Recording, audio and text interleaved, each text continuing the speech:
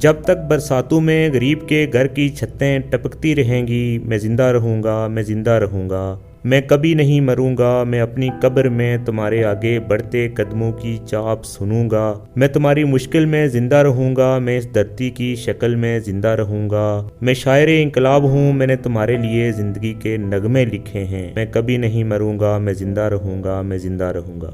دوستو، یہ ذوالفقار علی بھٹو کے اپنے بارے میں کہے گئے چند الفاظ تھے جن کی صداقت آج بھی ویسے ہی برقرار ہے جیسے کہ انہوں نے کہے تھے۔ شہید ذوالفقار علی بھٹو ایک ایسی شخصیت تھے جس نے پاکستان کی تاریخ میں اپنا نہ صرف نام کمایا ہے بلکہ خاندان کی قربانی دے کر پاکستان اور قوم کو مضبوط بنایا ہے۔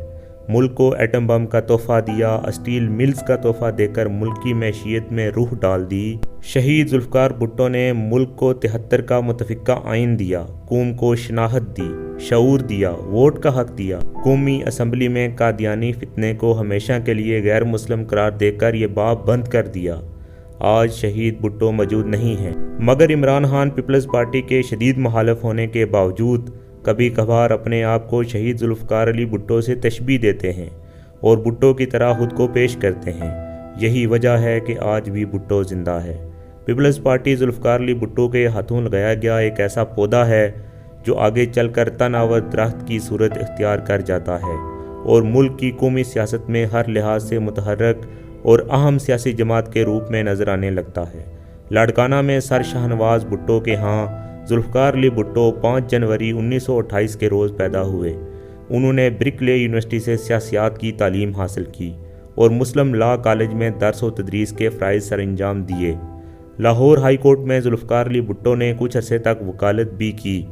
بعد ازاں ملکی سیاست میں ایک اہم رہنما کے طور پر منظر عام پر آئے۔ بھٹو جمہوری حکومت میں صدر پاکستان اسکندر مرزا کے وزیر اعظم فیروز خان نون کی کابینہ میں وزیر تجارت تھے۔ ایوب خان بھی 1954 سے وزیر دفاع کے منصب پر فائز تھے۔ اسکندر مرزا کے دور میں ذوالفقار علی بھٹو وفاقی کابینہ کا حصہ بنے اور ملکی معاملات کو سمجھا۔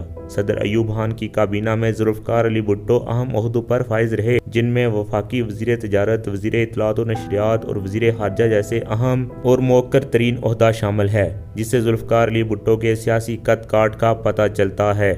بعد ازاں 1967 میں ذوالفقار علی بھٹو نے پیپلز پارٹی تشکیل دی اور سن 70 کے انتخابات میں موجودہ پاکستان، جسے مغربی پاکستان کہا جاتا ہے، یہاں پیپلز پارٹی ایک اکثریتی جماعت بن کر ابھری اور ملک کے سیاسی افق پر چھا گئی۔ سن 70 کی دہائی کلیدی اہمیت کی حامل ہے۔